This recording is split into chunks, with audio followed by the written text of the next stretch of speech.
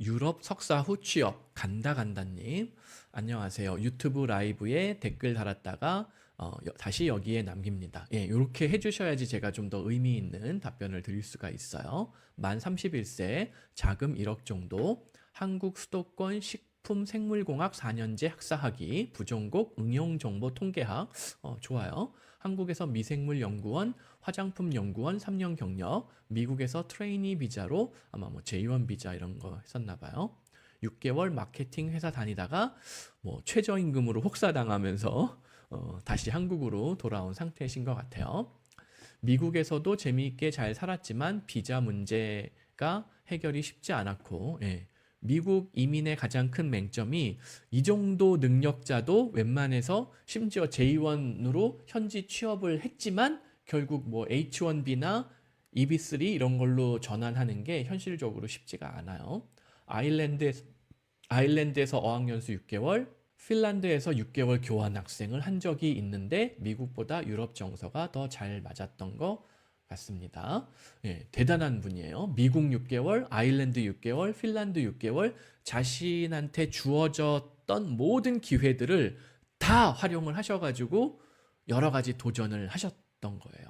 굉장히 고무적입니다. 이분은 뭘 해도 이제 여태까지는 뭐 제한된 정보로 혼자서 진행을 했기 때문에 뭐 이런저런 시행착오가 있으셨겠지만 저 같은 전문가를 만나서 조금 더 올바른 방향으로 자신의 노력을 집중할 수 있으면 성공 확률이 훨씬 높아져요. 진짜로.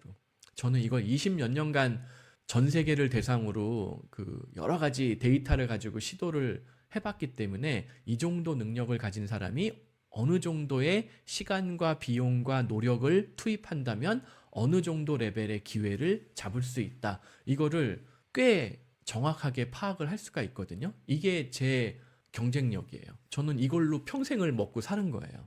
영국으로 가고 싶지만 학비가 부담되어서, 예, 맞아요. 정확하게 판단하셨어요. 영국은 학비는 미국만큼 받는데 미국보다 좀 덜 받나 더 받나 오히려 미국만큼 받는데 취업 기회는 미국보다도 후져요. 없어요. 산업이 뭐 엄청 지금 축소되고 있는 상태고 또 외국 유학생들 뭐 유학생이 졸업하면은 취업 비자를 되게 어느 정도 구직 거주 허가를 주잖아요. 대부분의 나라들이. 작년에 영국 의회에서 그것도 없애버리자. 유학생들 돈만 쪽쪽 빨고 취업 기회는 아예 없애버리자. 그런 논의가 있었을 정도예요. 그러면은 영국의 상황이 얼마나 안 좋다는 거예요. 그래서 영국은 제끼는 게 맞아요. 그보다는 유학생한테도 학비를 무료이거나 저렴하게 해주는 기회가 많은 곳들, 스위스, 독일, 네덜란드, 덴마크, 스웨덴, 프랑스 이런 데를 알아보는 게 맞아요. 그 중에서도 어디가 될지 모르겠지만 뭐 네덜란드에 있는 학교가 세계적으로 가장 알아주는 것 같습니다. 근데 이게 꼭 그렇지가 않아요. 세계적으로 뭐 랭크가 높이 있는 것 같다. 그러면 그 학교를 졸업하면은 나한테 가장 유리하겠구나. 아니라는 거예요. 네덜란드에서 대학교 졸업하고 네덜란드에서 취업해서 경력 5년을 쌓아야지 영주권이든 시민권이든 가능하거든요. 근데 독일에서 듣보잡 학교 졸업해서 취업하면은 2년 만에 영주권이 나와요. 그리고 고용주는 생각보다 어차피 그 나라 원어민 출신도 아니고 유학생 출신이 어느 학교 졸업했다. 명문대 졸업했으니까 실력이 검증됐네. 이렇게 생각하는 경우가 거의 없다는 거예요. 어차피 기술 면접, 일반 면접 다시 보고 굉장히 세밀하게 심사 검사를 한 다음에 최종 합격을 시킨다고요. 그래서 오히려 네덜란드에 있는 명문대학 졸업했는데 현지 경력이 없다. 근데 반면에 독일에 들어본 적도 없는 대학 석사과정 졸업했는데 산학 연계가 잘 되어 있어서 이런저런 현지 프로젝트에 참여한 경력이 있다. 어디가 취업이 잘 되느냐? 당연히 독일의 산학 연계가 잘 되어 있는 듣보자 파혹슐레 뭐 이런 거예요. 이걸 많은 분들이 이해를 못 하세요. 그리고 뭐 그 네덜란드에 있는 학교 붙었는데 학비가 2년에 총 6천만 원 이상이다? 당연히 이거는 탈락이에요. 탈락. 이거는 가면은 내 인생의 중요한 기회, 비용, 자금, 시간을 낭비하는 걸로 귀결되기 십상이에요. 네덜란드나 영국에서 대학원 졸업하고 저한테 연락 오는 분들 많아요. 비싼 학비로 공부하고 졸업은 했는데 취업이 안 돼서 네덜란드 1년짜리 구직거주가 주거든요. 그 안에 취업 못 해가지고 한국으로 쫓겨가는 상황이다. 어떻게 하면 좋겠느냐라고 저한테 맨날 이메일 와요. 정말로. 네덜란드가 좋은 나라기는 한데 네덜란드도 지금 정권이 바뀌었다고요. 작년에. 그 약간 동양인의 얼굴을 한 금발의 총리가 있어요. 그 조상을 따져나가면 어디 인도네시아 화교가 있는데, 왜냐면 네덜란드가 옛날에 인도네시아를 식민지 삼았었다고요. 그래서 그 실제 네덜란드에 가보면은 이 사람은 네덜란드 사람이기는 한데 이상하게 동양인의 얼굴을 갖고 있네 하는 이상한 인종들이 많이 보이거든요. 금발인데도 보면은 인도네시아 원주민의 피가 섞여 있는 그런 사람들이 있어요. 혹은 인도네시아 화교의 피가 섞여 있거나. 근데 지금 네덜란드 총리가 그런 사람이라고요. 자신의 조상이 옛날 인도네시아 그 식민지에서 뭐 이렇게 교접이 아니라 죄송해요. 말 용어가 생각이 안 나네. 이거 이렇게 혼혈이 된. 응? 근데 그 사람이 반이민 정책으로 총리에 당선이 됐다고요. 그러니까 지금 네덜란드의 유학생들이 취업이 잘 될 수 있는 환경이 아니에요.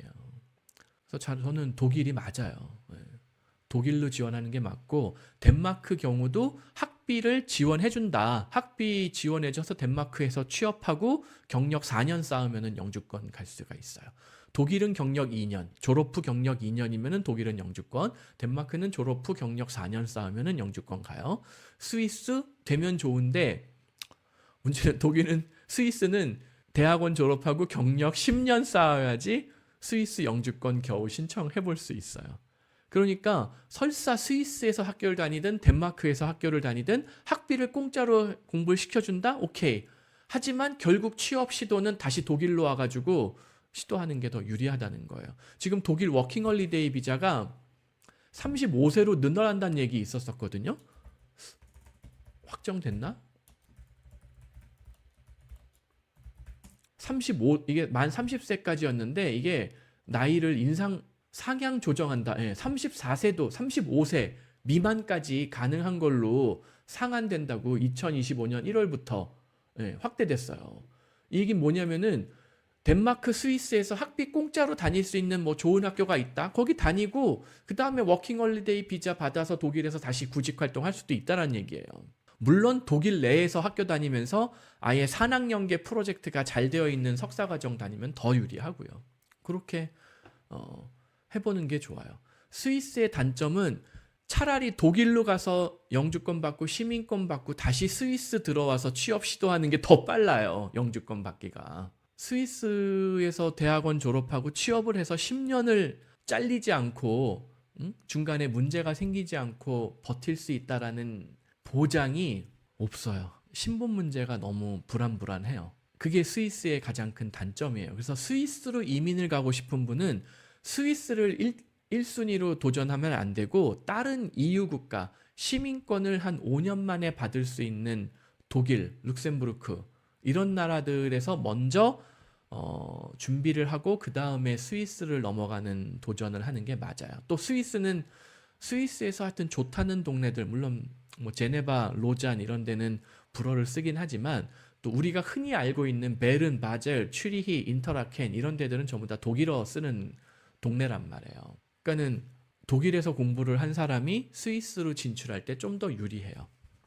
제네바, 로잔도 프랑스를 통해서 제네바, 로잔 도전하는 것도 가능하기는 한데 독일 사람이 스위스로 막 취업을 하겠다고 악착같이 준비하는 사람들보다는 프랑스 사람이 더 경쟁이 심하거든요. 프랑스와 스위스 간의 어떤 경제력의 격차가 더 크기 때문에 이탈리아는 말할 것도 없고. 그래서 아무튼 저는 독일을 거쳐서 스위스를 도전해보는 거 저는 적극 권장해드리고 싶고, 이런 식품, 생물, 바이오공학, 정보통계 이거 그대로 연결시키면은 독일에서도 대학원 다니다가 취업 보장, 스위스에서도 취업 보장 해드릴 수 있어요. 독일 시민권 취득 이후에. 영어도 IELTS 7.0, 영어도 잘해. 독일어 지금부터라도 공부하시면 돼요. 영어를 7.0 정도 하는 분들은 독일에서 영어로 수업하는 대학원, 뭐 스위스에서 영어로 수업하는 대학원 다니면서 차근차근 독일어 공부를 하더라도 대학원 졸업할 때쯤이면은 독일어 B1, B2 만드는 거 불가능하지 않아요. 뭐 B2까지도 필요 없고 B1만 만들어도 영어 실력을 바탕으로 얼마든지 취업이 될 거예요. 네, 바이오테크 분야로 넓혀서 지원해 보시면 좋아요. 네, 그래서 저는 현재 이민법이나 전반적인 취업 시장 상황을 봤을 때는 독일보다 유리한 곳을 찾기는 어려워요. 네덜란드, 스위스, 덴마크를 다 합쳐도 독일 하나보다 직장 포지션 수가 적어요. 경제 규모가 적을 거예요. 독일의 인구가 8,400만이고 독일이 뭐 유럽의 병자니 뭐 망했대느니 하지만 전 세계 GDP 3위 국가가 독일이에요. 미국, 중국, 독일이에요. 일본을 제친 지가 언젠데요. 벌써 한 1, 2년 됐어요. 그러니까 독일보다 시장 규모가 큰 회사가, 큰 나라가 미국 말고는 없는 거예요. 선진국 중에. 근데 미국 가서 한번 실패하셨잖아요. 그 다음 도전하려면은 독일이 맞는 순서예요. 간다님. 네, 한번 잘 준비하셔가지고 꼭 성공하실 수 있기 바랍니다.